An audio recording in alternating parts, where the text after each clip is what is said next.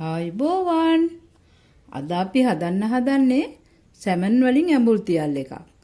මාළු වලින් නම් ඉතින් ඇඹුල් තියල් හදන්න ඕන කෙනෙක් දන්නවා. අපි බලමු අපි ගෙදර හදාගත්ත ලින්න සැමන් ටිකෙන් කොහොමද ඇඹුල් තියල් එකක් හදන්නේ කියලා. අපිට මූලික වශයෙන් අවශ්‍ය වෙනවා පොඟවාගත්ත ගොරකා ටිකක්. අපි මේක පැය කීපයක් පොඟවලා අරගෙන තියෙන්නේ. ඉතින් අපිට පුළුවන් මේක ග්‍රයින්ඩර් එකක හරි ගලක හරි වංගෙඩියක හරි කොටලා පොඩියට අඹර ගන්න. ඉතින් අපි ඒක අඹරගෙන බලමු ඉස්සරහට මේකට හදාගෙන යන්නේ කොහොමද කියලා. දැන් අපි මේ අපේ ග්‍රයින්ඩර් කප් එකට අපේ මේ ගොරකා ටික දාගන්නවා. ඔයගොල්ලන්ට පුළුවන් ගලේ කොටන්න වංගෙඩියක දාලා කොටා ගන්න. ඉතින් මේ ගොරකා හොඳට සෝදලා තියෙන්නේ. අපි මේක දාගෙන කොටාගෙන පේස්ට් එකක් හදාගෙන වතුර චුට්ටකුත් දාන්න. බලමු අපි කොහොමද මේක පේස්ට් එකක් හදාගෙන මේ ව්‍යංජනයට එකතු කරන්න කියලා. දැන් මේ තියෙන්නේ අපි හොඳට අඹරගත්ත අපේ ගොරකා පේස්ට් එක. ඉතින් අපි මේක එකතු කරගෙන අපේ මාළු එක සැමන් එක කොහොමද හදන්නේ කියලා බලමු. අපි මේකට අමතරව අවශ්‍ය අමුද්‍රව්‍යත් ඈස්ති කරගෙන බලමු මේ සැමන් එක කොහොමද හදන්නේ කියලා. ඔක්කොම ගොරකා ටික අවශ්‍ය නොවුනත් ඔයාලට පුළුවන් මේක ෆ්‍රිජ් එකේ දාලා තියාගන්න. ශීතකරණය එක මේක ගබඩා කරලා ඔයගොල්ලන්ට තියාගන්න පුළුවන් අවශ්‍ය ප්‍රමාණය අරගෙන. ඉතින් ඒක ඔයගොල්ලන්ට අහක යන්නේ නැහැ. හදාගත්ත කියලා අහක යන්නේ නැහැ. අපි බලමු ඉතින් එහෙනම් මොකද කරන්න කියලා. අපි දැන් මේ ගොරකා පේස්ට් එකට අමතරව අවශ්‍ය ද්‍රව්‍ය ටික බලමු. හොඳට මතක තියාගන්න ඕනේ මේකට ලුණු දාලා ඇඹරුවා නම් මේකේ ලුණු අවශ්‍ය ප්‍රමාණයට තියෙනවා නම් ලුණු දාද්දි පරිස්සම් වෙන්න. අපිට මේකට අමතරව අවශ්‍ය වෙනවා ටිකක් වැඩිපුර රම්පෙකොළ ටිකක්. සුදු ලුණු ටිකක් අවශ්‍ය නම් දාගන්න පුළුවන්. කැමති නම් දාගන්න පුළුවන්. ගම්බිරිස් ටිකක් දාගන්න පුළුවන්. ටිකක් වැඩිපුර මම අරන් තිනවා. කුරුදු පොතු කැබැල්ලක් දාගන්න පුළුවන්. මීට අමතරව අපිට කරපිංච අවශ්‍ය වෙනවා. අපිට පුළුවන් කරපිංචත් මේකට කලවම් කරන්න. මාළු එක අතුරද්දි උනත් කලවම් කරන්න පුළුවන්. එහෙම නැත්නම් මෙහෙම උනත් කලවම් කරන්න පුළුවන්. අපි බලමු මේ මිශ්‍රණය හදාගෙන මේක කොහොමද තවත් ඉදිරියට හදාගෙන යන්නේ කියලා මෙහෙම බලාගෙන ඉමු. දැන් අපි මාළු එක හදන්න ගන්න ඇතිලිය මෙතනින් තියාගෙන තියෙන්නේ. අපි මේකට රම්පෙකොළ ටික හොඳින් අතුර ගන්න ඕනේ. අපි හොඳින් කපලා සෝදගත්ත මේ රම්පෙකොළ ටික මේකට අතුර ගන්න ඕනේ. මේ රම්පෙකොළ ඇතුරුවහම හරි රසයි. සමහර අය අඩියට කරපිංච කොළත් යොදා ගන්නවා. එහෙම යොදා ගන්න අයට එහෙම යොදා ගන්නත් පුළුවන්. මේ රම්පෙකොළ වලිනුත් අමුතු රසක් එනවා. ඕගොල්ලන්ට පුළුවන් රම්පෙකොළ උනත් මේකට යොදා ගන්න. මේකට යොදාගෙන අපි මාළු ටික මේකෙන් අතුර ගන්නයි තියෙන්නේ. අපි ඊට පස්සේ මේ හදාගත්ත ගොරකා පේස්ට් එකට මේ අපේ ගත්ත අමුද්‍රව්‍ය ටික කවලම් කරමු. අපි මේ පේස්ට් එක දිය කරලා ගත්ත වතුර ටිකකුත් තියෙනවා. ඒ වතුර මදි නම් දාන්න.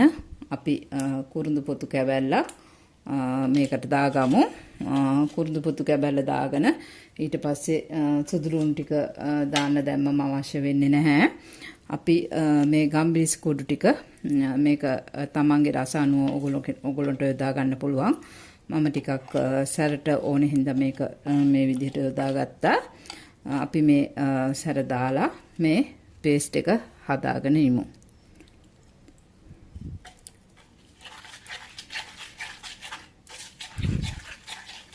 වතුර මදි නම් ඔයගොල්ලන්ට පුළුවන් මේකට පොඩ්ඩක් තව වතුර එකතු කරන්න. එහෙම එකතු කරලා මේ පේස්ට් එකක් විදිහට මේක හදාගෙන ඉමු. අපි දැන් මේ පේස්ට් එක මේ වගේ ප්‍රමාණයට දියට හදාගෙන තියෙන්නේ. මේ වගේ පොඩි ඝනකමක් තියෙනවා. අපි දැන් බලමු මේ මාළු වල මේක දවටලා මේක අතුර ගන්නේ කොහොමද කියලා. ඉතින් Tamanට පුළුවන් මේක ගෙදරදී අතින් මෙහෙම අතුර ගන්නත් පුළුවන්. ග්ලව්ස් පාවිච්චි කරන්න ඕනේ නැහැ. ඇත්තටම ගෙදරක වැඩ කරද්දි හොඳට අත පිරිසිදු කරගෙන මේ විදිහට මේ මාළු එක මේකේ අතුරලා ඔයගොල්ලන්ට පුළුවන් මේ හට්ටියට අතුරලා මේ මාළු එක තියාගන්න. මේක හොඳට ඝනකමට තැවෙරෙන තරමට මේක ඉතා රසට තියෙනවා. ඉතින් අපි බලමු මේක කොහොමද කරගන්නේ කියලා.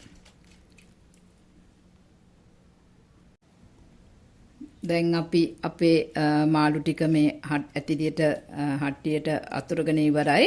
ඕගොල්ලන්ට පුළුවන් ඕගොල්ලෝ ගන්න මාළු ප්‍රමාණය අනුව තමන් ගන්න හට්ටිය තෝරගන්න. මං පොඩි මාළු ප්‍රමාණයක් ගත්තේ. ඒ හින්දා මේක මේ විදිහට පාවිච්චි කරනවා. සැමන් මාළු ලින්න මාළුවා දෙකට පළලා තියෙනවා. කට්ට ඉවච්චරා කට්ට පිටින් උනත් පාවිච්චි කරන්න පුළුවන්. දැන් මේක හොඳට මෙහෙම අතුරගෙන මේකට අපි කරපිංචා දාගන්න ඕනේ උඩින්. ඇඹුල් තියල් හදද්දී මැදිනුත් කරපිංචා දානවා. ඔයගොල්ලන්ට පුළුවන් ඕනනම් මැදිනුත් කරපිංචා දාගන්න. අපි මේ පේස්ට් එකෙන් පොඩ්ඩක් වැඩිපුර මෙහෙම දාලා කරපිංචා ටිකක් මෙහෙම උඩින් ඉහ ගන්නවා. ඉහගෙන ජලය ඊටාම ස්වල්පයක්. ඒ කියන්නේ මේ අපිට ඉතුරු වෙච්ච මේ පේස්ට් එකට ජලය ස්වල්පයක් දාගෙන අපි මේ හට්ටියට දාලා මදගින්දරේ ලිපේ තියාගෙන බලමු අපේ ඇඹුල් තියල් එක කොහොමද තියෙන්නේ කියලා.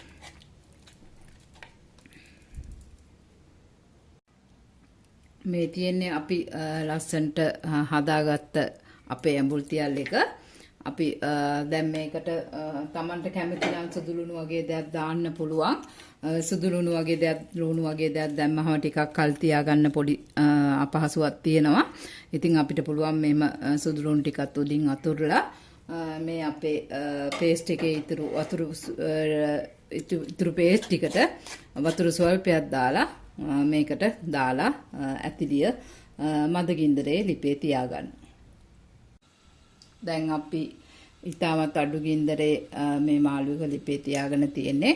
මම මේ වෙලාවේ පොල් තෙල් එළවලු තෙල් හරි පොල් තෙල් හරි ඉතාම ස්වල්පයක් මේකට එකතු කරනවා. මේක එකතු කරාම ඇත්තටම පොඩි තෙල් ගතියක් එක්ක ලොකු රසක් එනවා. ඉතින් අපිට පුළුවන් කැමති නම් ඒක එකතු කරගන්න. අපි මේක වහලා ලිපේ තියාගෙන බලමු ඉස්සරහට මොකද වෙන්නේ කියලා.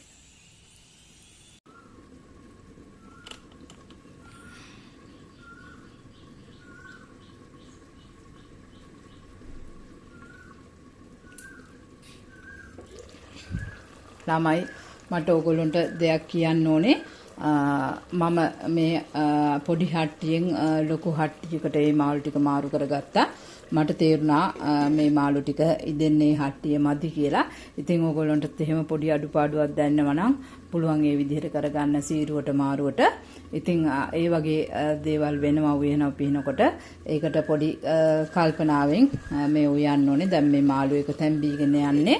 අපි බලමු මේක තැම්බිලා ඉදිලා ඉවර වුණාම කොහොමද තියෙන්නේ කියලා ඉස්සරහට.